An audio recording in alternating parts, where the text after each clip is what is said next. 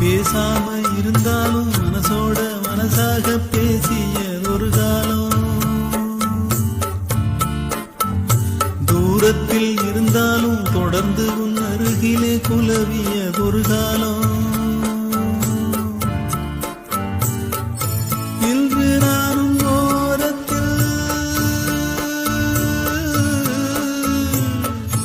இன்று நானும் ஓரத்தில், என் மனது தூரத்தில், வீதியில் இசைத்தாலும் வீணைக்கு இசையுண்டு, வீணாகி போகாது கேட்டிடலிருந்து வேங்குழல் பாடுது வீணையோடு.